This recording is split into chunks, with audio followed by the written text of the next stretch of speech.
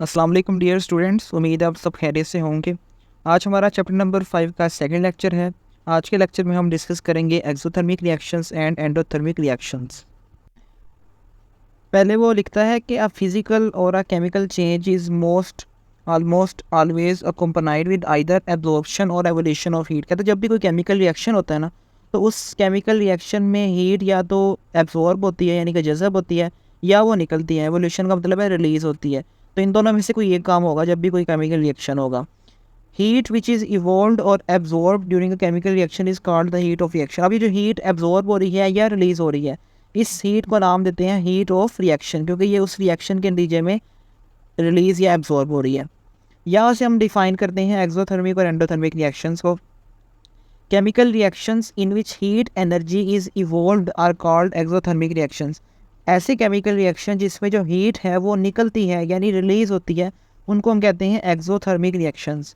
While those in which heat energy is absorbed are called endothermic reactions. जबकि इसके उल्ट वो रिएक्शंस जिनके अंदर हीट एब्जॉर्ब होती है, जज़ब होती है, उन केमिकल रिएक्शंस को नाम देते हैं एंडोथर्मिक रिएक्शंस। नेक्स्ट वो लिखता है heat which is evolve during an exothermic reaction goes to the surrounding. कहता है वो जो हीट निकलती है ना एक्सोथर्मिक रिएक्शन के दौरान, जो रिलीज़ हो रही है हीट, वो कहाँ पे चली जाती है? Which it goes to the surrounding, वो इर्द गिर्द के माहौल में चली जाती है। सराउंडिंग का मतलब है इर्द गिर्द का environment. And the container in which such a reaction is being carried out gets hot. वो जो कंटेनर है या वो बीकर या वो बर्तन जिसके अंदर वो केमिकल रिएक्शन हो रहा है, वो बर्तन भी क्या हो जाता है? हॉट हो जाता है। मसलन एक गिलास में अगर आप ये केमिकल रिएक्शन कर रहे हैं, उस केमिकल रिएक्शन के नतीजे में हीट प्रोड्यूस हो रही है, तो उस हीट की वजह से जो गिलास है ना वो भी क्या हो जाएगा? गर्म हो जाएगा। अगर आप ये डायग्राम देखें तो इसमें एक्सोथर्मिक रिएक्शन हो रहा है और उसके नतीजे में क्या प्रोड्यूस हो रही है? हीट। अब वो हीट बाहर निकल रही है यानी कि इसमें जा रही है, वो सराउंडिंग के अंदर जा रही है, जिसकी वजह से जो सराउंडिंग है वो वार्म हो जाएगा। Conversely in an endothermic reaction, कहता है इसके बरक्स जो एंडोथर्मिक रिएक्शन है उसमें उल्टा काम होगा। The absorption of heat from the surrounding will decrease the temperature of the container. इसमें उल्टा हीट सराउंडिंग से एब्जॉर्ब होकर किस में चली जाएगी? रिएक्शन में चली जाएगी।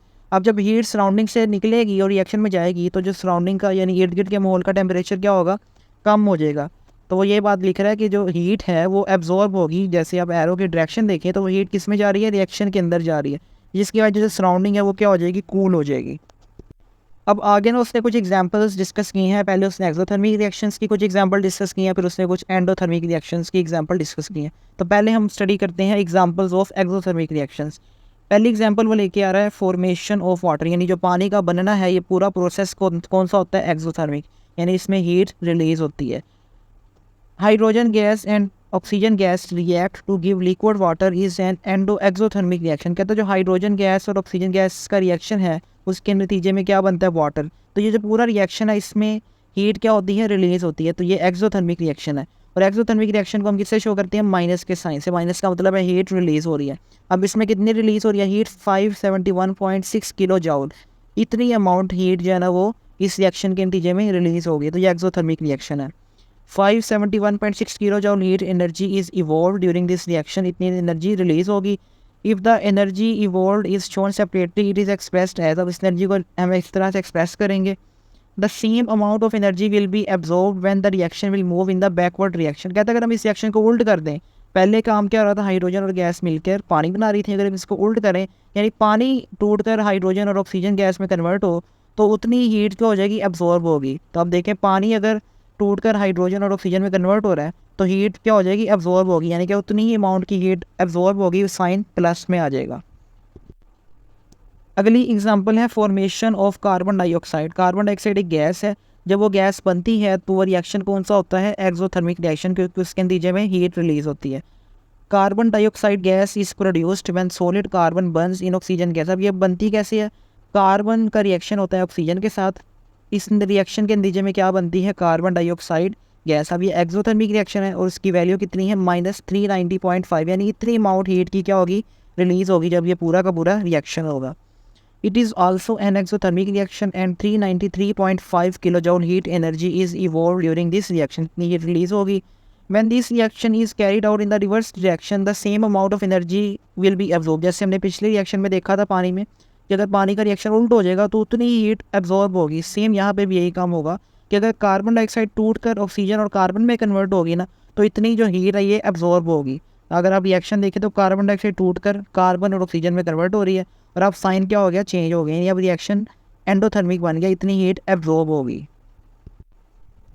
नेक्स्ट इसने एग्जांपल्स डिस्कस की हैं एंडोथर्मिक रिएक्शंस की, यानी वो रिएक्शंस जिनमें हीट एब्जॉर्ब होगी। पहली एग्जांपल है formation of hydrogen iodide. Hydrogen iodide एक गैस है, जब ये बनती है तो रिएक्शन क्या होता है, endothermic. The following reaction represent endothermic changes. अब इसमें होता क्या है कि जो हाइड्रोजन गैस है H2 तो वो रिएक्शन करती है आयोडीन के साथ और नतीजे में क्या बनता है, हाइड्रोजन आयोडाइड गैस। अब इस पूरे रिएक्शन में जो हीट एब्जॉर्ब होगी वो कितनी होगी, 53.08 किलो जाउल। और प्लस साइन का मतलब है रिएक्शन क्या है, endothermic reaction. The enthalpy change for this reaction is delta H is equal to 53.08 kilo joule. Hydrogen gas reacts with solid iodine only at high temperature and 53.08 kilojoule of heat energy is absorbed। कहता है hydrogen gas solid iodine के साथ reaction करती है high temperature पे और इतनी heat जो होगी एब्जॉर्ब होगी। सेकेंड एग्जांपल है formation of nitric oxide. Nitric oxide का फार्मूला होता है NO, तो NO का बनना भी कौन सा रिएक्शन होगा, एंडोथर्मिक रिएक्शन, यानी इसमें हीट एब्जॉर्ब होगी। Formation of NO in air due to lightning in the clouds. अब जो NO है ना ये बनता है हवा में, जब भी लाइटनिंग होती है यानी कि बिजली गरजती है ना, तो बिजली गरजने से NO की फॉर्मेशन होती है। अब हमारी हवा में नाइट्रोजन गैस भी मौजूद है और ऑक्सीजन गैस भी मौजूद है, तो जब बिजली गरजती है तो इन बिजली की वजह से इन दोनों का आपस में रिएक्शन होता है और क्या बन जाती है, नाइट्रिक ऑक्साइड गैस। तो ये रिएक्शन क्या होता है, एंडोथर्मिक रिएक्शन, और इसमें हीट कितनी एब्जॉर्ब हो रही है, 180.6। तो इतनी हीट एब्जॉर्ब होगी और ये पूरा रिएक्शन हो जाएगा। तो ये रिएक्शन भी किसकी एग्जांपल है, एंडोथर्मिक रिएक्शन की। नेक्स्ट टॉपिक है exothermic reactions in daily life. जो हमारी रोज़मर्रा की ज़िंदगी है उसमें एक्सोथर्मिक रिएक्शंस काफ़ी अहम रोल प्ले करते हैं। Our present day living conditions depend heavily on the availability of energy in its various form. कहता जो हमारी रोज़मर्रा की ज़िंदगी है ना उसमें हमें मुख्तलिफ मौक़ों पर हीट एनर्जी की ज़रूरत पड़ती है। मसलन हमें खाना पकाना है तो उसके लिए हीट चाहिए होगी। Exothermic chemical reactions are extensively use to fulfil this requirement. अब इस रिक्वायरमेंट को पूरा करने के लिए कौन सी रिएक्शंस होती हैं, एक्सोथर्मिक केमिकल रिएक्शंस। उन केमिकल रिएक्शंस के नतीजे में जो हीट या एनर्जी रिलीज होती है ना, उस एनर्जी को फिर हम क्या करते हैं, यूज़ करते हैं। In such reactions chemical energy is converted into heat energy. अब इन रिएक्शंस में क्या होता है, जो उनमें केमिकल एनर्जी है वो किस में कन्वर्ट होती है, हीट एनर्जी के अंदर कन्वर्ट होती है। We burn fuels like gas, oil and coal to cook food and for other heating purposes in our home and industry. जब भी हमें हीट चाहिए होती है तो हम मेनली किन का इस्तेमाल करते हैं, हम या तो कोयले का इस्तेमाल करेंगे, या हम गैस का इस्तेमाल करेंगे, या हम किसी ऑयल का इस्तेमाल करेंगे। तो ये जो ऑयल, गैस और कोयला है ये किसका काम करते हैं, ये फ्यूल का काम करते हैं और हमें क्या प्रोवाइड करते हैं, हीट प्रोवाइड करते हैं। Combustion reaction during this burning process called combustion, substances present in fuels react with oxygen of the air to produce a certain amount of heat। अब ये जो फ्यूल्स हैं जैसे कोयला है, गैस है, ये जब जलते हैं तो इनका रिएक्शन कौन सा होता है, कंबस्चन रिएक्शन। यानी जब ये बर्न करते हैं ना तो ये हवा में मौजूद ऑक्सीजन के साथ रिएक्शन करते हैं और उस रिएक्शन के नतीजे में क्या प्रोड्यूस करते हैं, वो हीट, और उस हीट को हम यूज़ करते हैं। Heat energy from the food. पहली एग्जांपल है heat energy from the food, यानी जो हम खुराक खाते हैं उस खुराक से भी हमें क्या मिलती है, हीट एनर्जी मिलती है। Food such as fats and carbohydrates are important biological fuels. कहते हैं खुराक के अंदर मुख्तलिफ कंपोनेंट्स होते हैं, जैसे फैट्स होते हैं, कार्बोहाइड्रेट्स होते हैं, इसके अलावा प्रोटीन्स भी होते हैं। लेकिन जो मेन उसमें फैट्स और कार्बोहाइड्रेट्स होते हैं ना, ये फ्यूल का काम करते हैं, यानी हमें हीट प्रोवाइड करते हैं। During metabolism the chemical energy present in this food is converted to heat to keep us warm. जब ये खुराक हमारी बॉडी में जाती है ना, इसकी ब्रेक डाउन होती है, उस ब्रेक डाउन को कहते हैं मेटाबॉलिज्म। जब उनकी ब्रेक डाउन होती है ना तो उसमें जो केमिकल एनर्जी स्टोर होती है खुराक में, वो कन्वर्ट हो जाती है किसके अंदर, हीट के अंदर, जिसकी वजह से हमारी बॉडी वार्म रहती है। अगली एग्जांपल है इलेक्ट्रिसिटी जनरेशन, यानी एक्सोथर्मिक रिएक्शंस हमें बिजली बनाने में भी फ़ायदा देते हैं। A large portion of electricity is produced at power stations by burning fuel such as natural gas, oil and कोयल। जो भी पावर स्टेशन होती हैं ज़्यादातर वहाँ पे फ्यूल्स को जलाया जाता है, वो यानी फ्यूल से हमारा नेचुरल गैस, ऑयल और कोयला, उनको जलाते हैं, उससे हीट प्रोड्यूस करते हैं और उस हीट से क्या करते हैं, the heat which comes out from their combustion is use to produce steam at high pressure. जो इन कंपाउंड के जलने से हीट प्रोड्यूस हो रही है ना, इस हीट से वो पानी को बॉयल करते हैं और वो पानी जब बॉयल होता है तो उसकी स्टीम बन जाती है, तो उस स्टीम को हाई प्रेशर में वो कन्वर्ट कर लेते हैं। This high pressure steam is then use to rotate turbines which in turn generate electricity. इस हाई प्रेशर स्टीम से वो रोटेट करवाते हैं टर्बाइंस को और उससे बिजली प्रोड्यूस कर सकते हैं। तो यहाँ पे एक्सोथर्मिक रिएक्शंस हो रहा है जिसकी वजह से हीट प्रोड्यूस हो रही है और इस हीट से क्या पैदा कर रहे हैं, बिजली पैदा कर रहे हैं। अगली एग्जांपल है ड्राइविंग व्हीकल्स, जो मुख्तलिफ जैसे गाड़ियाँ हैं, हवाई जहाज़ हैं, ट्रेन्स हैं, उनको ड्राइव करने के लिए भी एक्सोथर्मिक रिएक्शन यूज़ हो रहे हैं। While driving a vehicle it is the combustion of petrol और diesel that gives off energy and drives it forward. जो कारें हैं या बाइक्स हैं, उनके अंदर जो इंजन है उसमें क्या होता है, पेट्रोल होता है या डीजल होता है। अब ये पेट्रोल या डीजल जब कंबस्शन करता है, यानी ये जब जलता है, तो उससे भी क्या प्रोड्यूस होती है, एनर्जी होती है, और उस एनर्जी से वो गाड़ी चलती है। लास्ट एग्जांपल है फायरवर्क्स, यानी जो आतिशबाजी होती है, उसमें भी एक्सोथर्मिक रिएक्शंस इन्वॉल्व होते हैं। The one example of exothermic reactions people seem to enjoy the most is that of fireworks. कहता है फायरवर्क्स को देख के लोग इंजॉय करते हैं, तो उसके पीछे भी कौन से रिएक्शंस हैं, exothermic reactions. Fireworks are the results of combustion reactions that yield heat, light and sound. जब भी कोई आतिशबाजी होती है तो उसके नतीजे में हीट भी होती है, साउंड भी आ रही होती है, और तीसरे नंबर पे लाइट भी आ रही होती है। Different metal salts along with oxidising agents produce a variety of colours when burned. अब ये जो आतिशबाजी के जितने भी सामान होते हैं ना, उनमें मुख्तलिफ किस्म के केमिकल्स होते हैं। उन केमिकल्स की वजह से मुख्तलिफ रंग भी निकलते हैं और मुख्तलिफ आवाज़ें भी निकल रही होती हैं। नेक्स्ट उसने कुछ क्वेश्चंस दिए हैं। पहला क्वेश्चन है, why does the chemical reactions between sodium metal and water proceed violently. अब ये जो सोडियम मेटल है ना, इसको अगर आप पानी में डालेंगे तो वहाँ पे एक बहुत ज़ोर से धमाका होगा। तो वो पूछता है कि वो जो रिएक्शन हुआ है वो इतना ज़ोर से क्यों हुआ है। The reaction between the sodium and water proceed violently because sodium is a highly reactive metal. अब ये रिएक्शन इतना तेज़ इसलिए होता है क्योंकि जो सोडियम है ना, वो काफ़ी ज़्यादा रिएक्टिव होता है, यानी ये फ़ौरन रिएक्शन कर लेता है।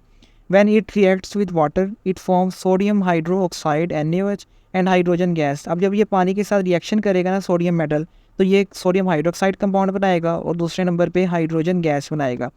This reaction releases a large amount of heat. अब इस रिएक्शन में हीट निकलेगी क्योंकि रिएक्शन क्या होता है, एक्सोथर्मिक रिएक्शन होता है, विच इग्नाइट्स द हाइड्रोजन गैस। इस हीट की वजह से जो हाइड्रोजन गैस है इसको आग लग जाती है, resulting in a violent reaction, जिसकी वजह से रिएक्शन एक काफ़ी धमाके की तरह होता है। अब ये रिएक्शन उसने लिख भी दिया, 2Na+2H2O सोडियम मेटल पानी से रिएक्शन कर रहा है और नतीजे में क्या बन रहा है, सोडियम हाइड्रोक्साइड, हाइड्रोजन गैस और हीट। अगला सवाल पूछता है, is melting of ice and exothermic और एंडोथर्मिक चेंज। जो बर्फ़ पिघलती है, ये जो रिएक्शन हो रहा है, ये जो चेंज आ रहा है, ये एक्सोथर्मिक है या एंडोथर्मिक है। Melting of ice is an endothermic change. जो बर्फ़ का पिघलना है ये एंडोथर्मिक रिएक्शन है क्योंकि इसमें हीट एब्जॉर्ब होती है, यानी कि उसको हीट करना पड़ता है तब वो पिघलती है।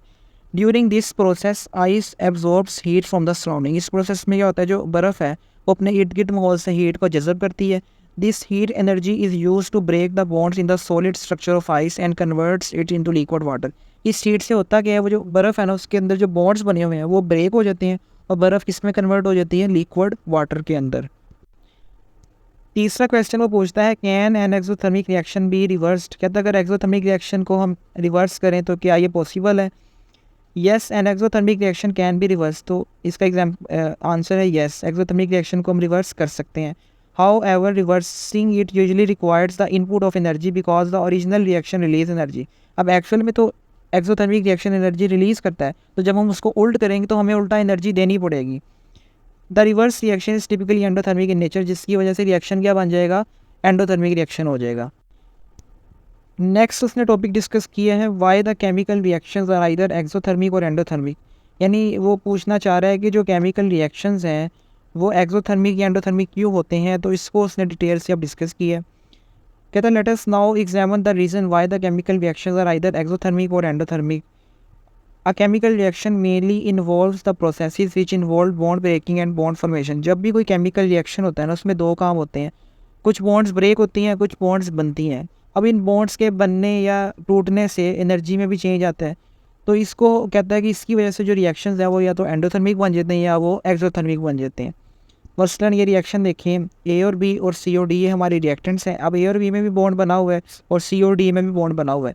अब ये दोनों रिएक्टेंट्स जब आपस में रिएक्शन करेंगे तो इनके बॉन्ड्स ब्रेक हो जाएंगे, ए और बी का बॉन्ड भी ब्रेक हो जाएगा और सी और डी का भी आपस में बॉन्ड ब्रेक हो जाएगा। तो अब इन बॉन्ड्स की जगह नए बॉन्ड्स बनेंगे। अब नए बॉन्ड्स किस में बन रहे हैं, ए और डी में, और दूसरा बॉन्ड बन रहा है बी और सी में। तो ये जो नए बॉन्ड्स बने हैं किस में बने हैं, प्रोडक्ट्स में। तो पहले बॉन्ड्स टूटे थे और अब क्या बने हैं, नए बॉन्ड्स बने हैं। तो इनके बनने या टूटने से एनर्जी रिलीज़ या एब्जॉर्ब होगी। अब इस टॉपिक को वो डिस्कस कर रहा है कि रिएक्शन से, यानी रिएक्शन क्या है, फॉर्मेशन ऑफ वाटर। जब पानी बनता है वो जो पूरा प्रोसेस है उसके ज़रिए से वो इस टॉपिक को अब एक्सप्लेन करेगा। कहता है कि पानी जो बनता है वो दो चीज़ों से मिलकर बनता है, एक है हाइड्रोजन गैस और दूसरी है ऑक्सीजन गैस। हाइड्रोजन का मॉलिक्यूल और ऑक्सीजन का मॉलिक्यूल आपस में रिएक्शन करते हैं और क्या बनाते हैं, पानी का मॉलिक्यूल। तो ये रिएक्शन ना दो हिस्सों में होता है। पहला हिस्सा है, इसमें जो मॉलिक्यूल्स है ना, ये जैसे हाइड्रोजन का मॉलिक्यूल H2 और ऑक्सीजन का मॉलिक्यूल है, ये दोनों मॉलिक्यूल्स ब्रेक होते हैं, इनके जो एटम्स होते हैं ना वो अलग अलग हो जाते हैं। तो पहले हिस्से में इनके एटम्स अलग होंगे। जैसे हाइड्रोजन के दो मॉलिक्यूल्स हैं तो दोनों मॉलिक्यूल्स के एटम्स क्या हो जाएंगे, अलग हो जाएंगे। ये पहला मॉलिक्यूल HH और दूसरा मॉलिक्यूल HH कैसे अलग होंगे, इनके दरमियान जो बॉन्ड्स होंगी वो ब्रेक हो जाएंगी। तो जब बॉन्ड्स ब्रेक हो जाएंगी तो जो दो एटम्स हैं वो हो जाएंगे अलग अलग। तो दो मॉलिक्यूल हैं तो टोटल 4 हाइड्रोजन के एटम्स अलग हो जाएंगे। इसी तरह ऑक्सीजन का एक मॉलिक्यूल है तो उसके भी बॉन्ड ब्रेक हो जाएंगे। जब उसके बॉन्ड ब्रेक हो जाएंगे तो ऑक्सीजन के दो एटम्स अलग हो जाएंगे। तो हमने लिख दिया मॉलिक्यूल ब्रेक हुए हैं हाइड्रोजन के और 4 एटम्स रिलीज़ हो गए हैं। इसी तरह ऑक्सीजन के मॉलिक्यूल भी ब्रेक हुआ और ऑक्सीजन के दो एटम्स अलग हो जाएंगे। तो ये पहला काम होगा।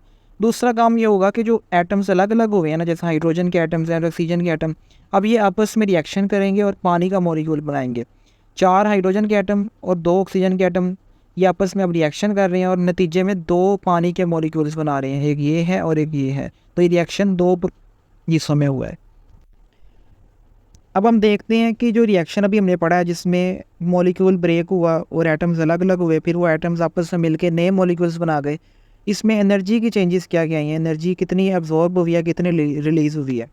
कहता है breaking of bonds of H2 and O2 absorb energy endothermic process.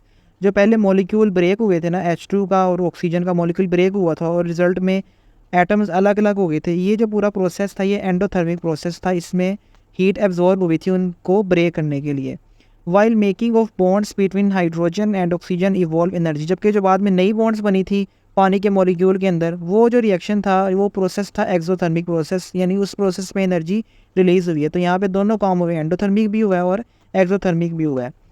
In this reaction the weaker bonds are broken, hence less energy is absorb in the system. कहता है वो जो बॉन्ड्स ब्रेक हुए हैं ना, यानी कि हाइड्रोजन का बॉन्ड ब्रेक हुआ था, बाद में ऑक्सीजन का बॉन्ड भी ब्रेक हुआ था, वो बॉन्ड्स वीक थे, इसलिए उनको ब्रेक करने के लिए एनर्जी ज़्यादा एब्जॉर्ब नहीं हुई। While the bonds which are formed in water molecules are stronger and thus greater energy is evolved, जबकि जो बाद में नए बॉन्ड्स बने थे ना पानी के मॉलिक्यूल में, वो बॉन्ड्स बने थे तो एनर्जी ज़्यादा रिलीज़ हुई थी। तो यहाँ पे दो काम हुए, एक तो एनर्जी एब्जॉर्ब हुई है, दूसरा एनर्जी रिलीज़ हुई है। लेकिन जो एनर्जी एब्जॉर्ब हुई है वो कम हुई है और जो एनर्जी रिलीज़ हुई है वो ज़्यादा हुई है।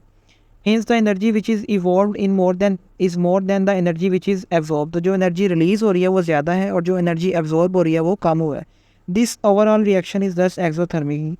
अब एनर्जी रिलीज ज़्यादा हुई है तो ओवरऑल रिएक्शन क्या हो जाएगा, एक्सोथर्मिक हो जाएगा। अब यहाँ पे उसने तीनों रिएक्शंस की आपको एनर्जीज भी प्रोवाइड कर दी हैं। पहले क्या हुआ था, हाइड्रोजन का मॉलिक्यूल ब्रेक हुआ था और 2 हाइड्रोजन के एटम रिलीज़ हुए थे और उसके लिए जो एनर्जी एब्जॉर्ब हुई थी वो हुई थी 435 किलो जॉल पर मोल, और ये रिएक्शन क्या था, एंडोथर्मिक। फिर ऑक्सीजन का मॉलिक्यूल ब्रेक हुआ और 2 ऑक्सीजन के एटम्स अलग हो गए थे, तो उसमें जो एनर्जी एब्जॉर्ब हुई वो थी 498 किलो जॉल पर मोल, यानी ये भी क्या था, एंडोथर्मिक प्रोसेस। और जो तीसरा रिएक्शन था जिसमें नई बॉन्ड्स बनी थी ऑक्सीजन और हाइड्रोजन के एटम्स के मिलने से, ये जो रिएक्शन था ये एक्सोथर्मिक था। इसमें एनर्जी रिलीज़ कितनी हुई है, -484 किलो जॉल पर मोल। अब हम कैलकुलेट करते हैं टोटल एनर्जी एब्जॉर्ब के, ओवरऑल जो रिएक्शन हो उसमें टोटल एनर्जी एब्जॉर्ब कितनी हुई है। अब ये रिएक्शन था, इसमें पानी के अंदर 2 हाइड्रोजन के मॉलिक्यूल्स मिले थे और 1 ऑक्सीजन का मॉलिक्यूल मिला था और क्या बने थे, वाटर के 2 मॉलिक्यूल। अब एक मॉलिक्यूल हाइड्रोजन का जब ब्रेक हुआ तो उसमें 2 एटम्स बने हैं, इसके लिए एनर्जी जो एब्जॉर्ब हुई थी वो कितनी थी, 435 किलो जॉल पर मोल। जबकि यहाँ पे मॉलिक्यूल कितने हैं, 2, तो 2 मॉलिक्यूल्स की एनर्जी क्या हो जाएगी, डबल हो जाएगी। तो 435 को जब डबल करेंगे तो आंसर आएगा 870। जबकि जो ऑक्सीजन का मॉलिक्यूल ब्रेक हुआ था उसमें एनर्जी कितनी एब्जॉर्ब हुई थी, 498। तो 870 को और 498 को जमा करते हैं और आंसर आ गया 1368 किलो जॉल। तो इतनी एनर्जी टोटल एब्जॉर्ब हुई है।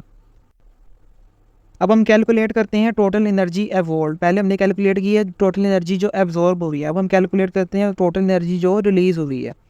The total energy evolve in the formation of 4 oxygen hydrogen bonds. अब इसमें टोटल 4 ऑक्सीजन हाइड्रोजन बॉन्ड बने हैं, तो उन 4 की एनर्जी उसने मेंशन कर दी है 1936 किलो जॉल, और ये माइनस का साइन का मतलब है इतनी एनर्जी टोटल रिलीज़ हुई है। तो हमारे पास अब दोनों वैल्यूज़ आ गई हैं, टोटल एनर्जी एब्जॉर्ब और टोटल एनर्जी रिलीज्ड।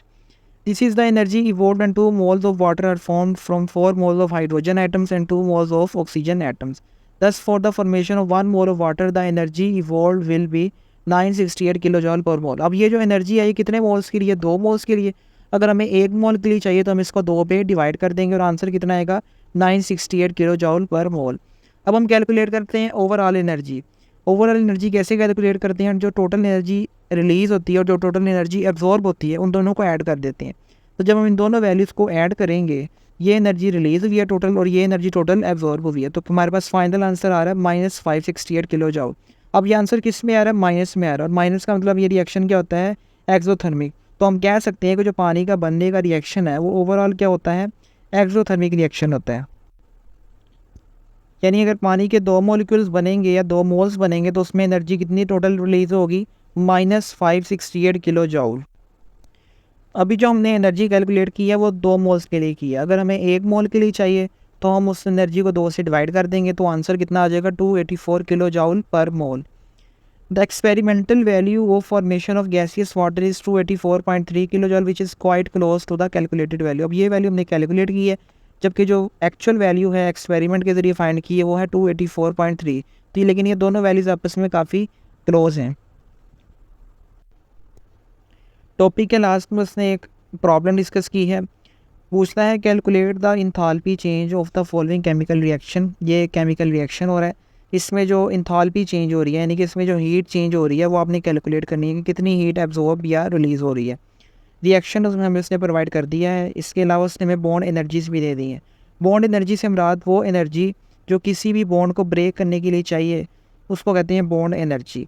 हाइड्रोजन और हाइड्रोजन की बॉन्ड एनर्जी है 436, आयोडीन की बॉन्ड एनर्जी है 151 और हाइड्रोजन और आयोडीन के दरमियान जो बॉन्ड है उसकी एनर्जी है 299 किलो जूल पर मोल। हम कैलकुलेशन करते हैं। पहले नंबर पे हम कैलकुलेट करते हैं एनर्जी टू ब्रेक बॉन्ड्स, यानी 2 बॉन्ड्स ब्रेक होंगी, एक हाइड्रोजन की और दूसरी आयोडीन की, तो इन दोनों की बॉन्ड एनर्जी कितनी एब्जॉर्ब होगी? तो हम इनको प्लस कर लेते हैं। 436 हाइड्रोजन की है, 151 आयोडीन की है, तो जब हम इनको ऐड करेंगे तो आंसर आएगा 587 किलो जूल पर मोल। तो इतनी एनर्जी टोटल एब्जॉर्ब होगी। आगे है एनर्जी रिलीज फॉर्मिंग बॉन्ड। जब नई बॉन्ड बनेगी हाइड्रोजन और आयोडीन की तो कितनी एनर्जी रिलीज़ होगी? उसने हमें दे दी है 299, लेकिन ये एक बॉन्ड की है, जबकि रिएक्शन में कितनी बॉन्ड्स हैं? 2। तो हमें इसको 2 से मल्टीप्लाई करना पड़ेगा तो आंसर आएगा 598 किलो जूल। तो इतनी एनर्जी टोटल रिलीज़ होगी। ओवरऑल एनर्जी कैसे कैलकुलेट करेंगे? इन दोनों वैल्यूज़ को आपस में प्लस कर देंगे। तो 587 और -598 को जब हम प्लस करेंगे तो आंसर आएगा -11 किलो जूल। तो इतनी एनर्जी इस पूरे रिएक्शन में रिलीज़ होगी। तो ये रिएक्शन क्या हो जाएगा? Exothermic reaction. उम्मीद है आपको आज का लेक्चर पसंद आया होगा। आप चैनल को सब्सक्राइब और वीडियो को लाइक शेयर कीजिएगा। आपसे मुलाकात होगी अगले लेक्चर में। अल्लाह हाफिज़।